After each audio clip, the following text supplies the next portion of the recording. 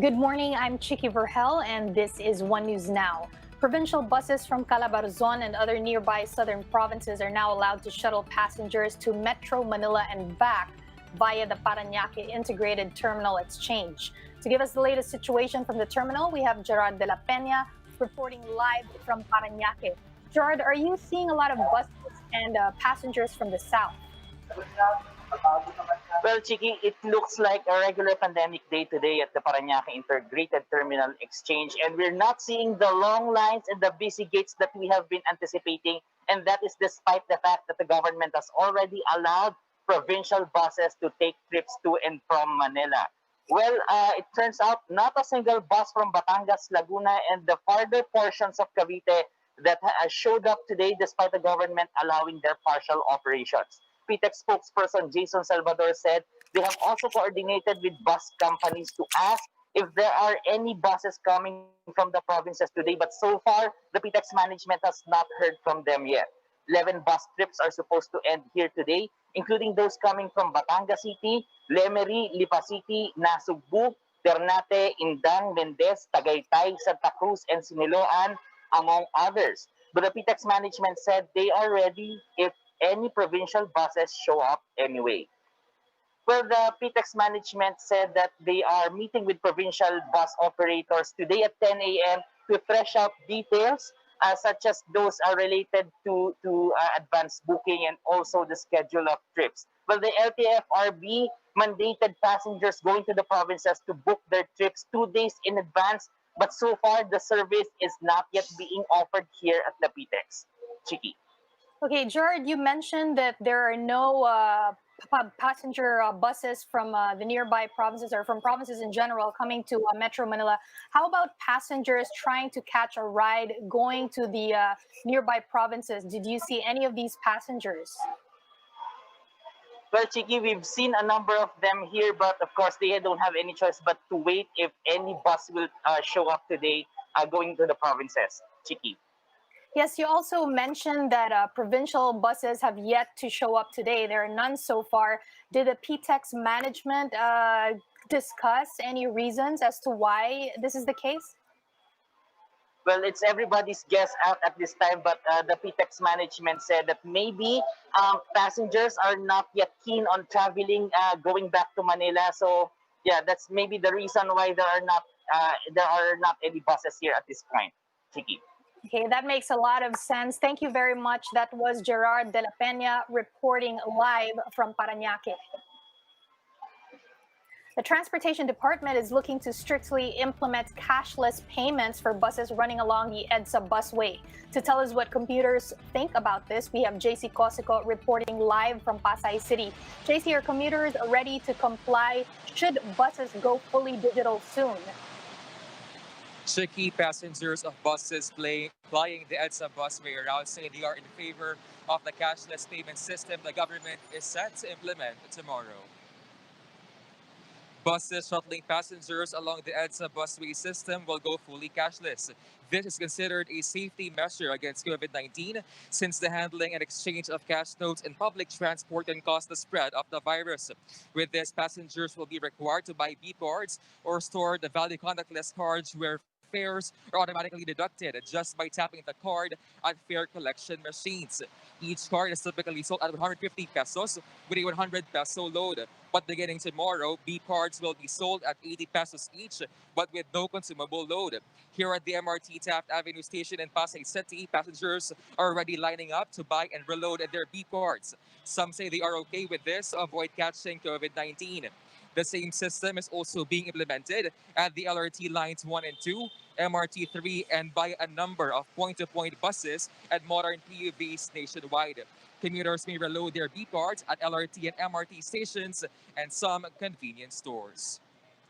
Tricky, the physical distancing measure as well as the no face mask, no face shield, no ride policy is being implemented as well. Now passengers were told to tap up their B cards to avoid inconveniences once the automated fare collection system is in place. Back to you. Okay, we're talking about the beep cards. So does this mean that there will be some changes in terms of fares now that things are going cashless in terms of bus of transportation? Tricky, we spoke to some drivers earlier and they said there will be no fare adjustments for now. They are telling us that for the first 5 kilometers, the fare is 13 pesos, and for the next kilometers will be 2 pesos and 20 centavos. Tricky. Yes, does this mean that the first bus trips along the busway tomorrow will no longer accept cash payments? This will be totally cashless? Yes, Tricky, that is why passengers are advised now to buy their beep cards or reload their beep cards. Tricky. Okay, that made things much clearer. Thank you very much. That's JC Cosico reporting live from Pasay City.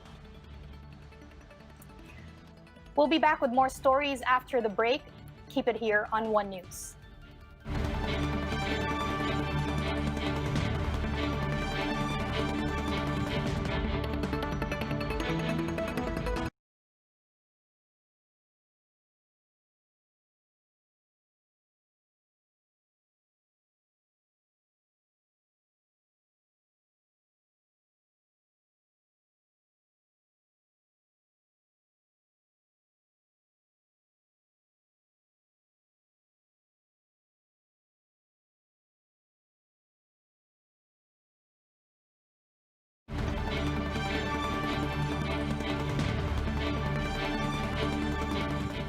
You're still watching One News Now. I'm Chiki Verhel.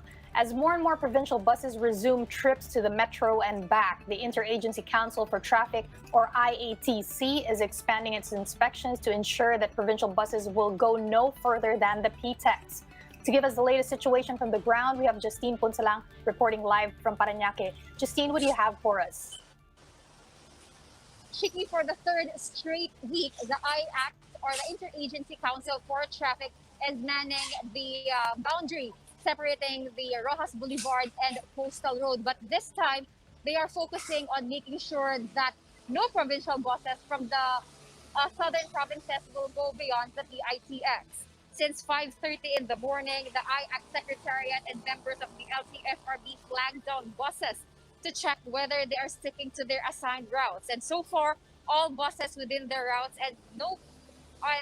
so far all buses are within their routes and no provincial buses went beyond PITX.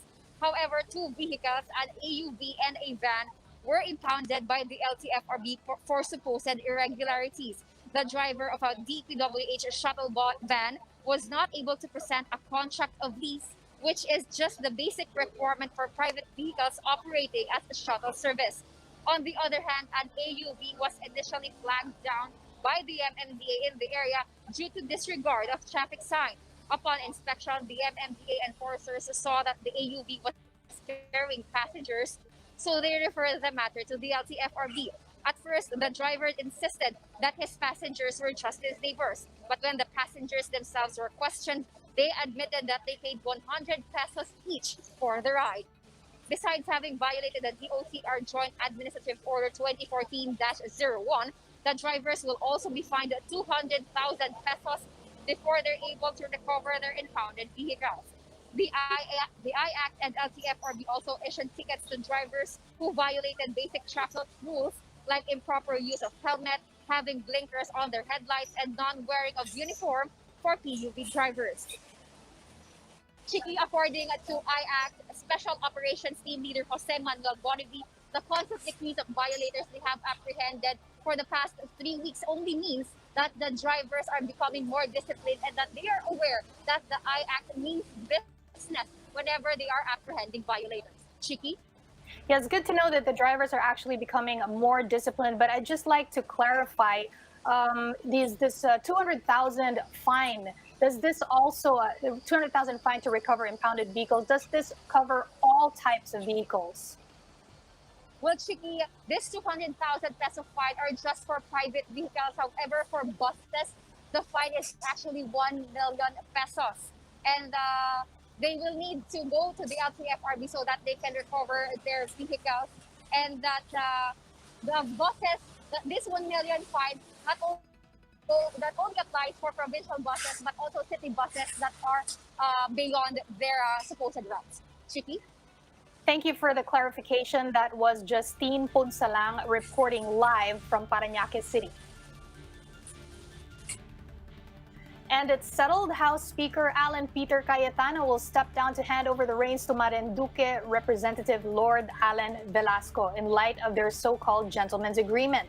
That's according to sources who were present in the meeting between President Duterte, Velasco, and Cayetano in Malacanang last night. The chief executive once again stepped in to settle the escalating row between the two lawmakers who were both gunning for the top position in the lower house. Recall that it was also Duterte who originally brokered the term-sharing deal between the two legislators. At the end of Tuesday's meeting, it was reportedly agreed upon by all parties that Cayetano will make an announcement as to what will happen moving forward. This puts an end to the burgeoning squabble between Cayetano supporters in Velasco's camp, who have been rounding up their allies and rallying support for their speaker of choice. For more updates, visit News 5, The Philippine Star, and Business World Online. Visit our website, onenews.ph, for more in-depth analysis. You can also catch One News on the Signal Play app. Register for a free account now at www.signalplay.com and stream One News live anytime, anywhere. I'm Chicky Verhel. We are One News.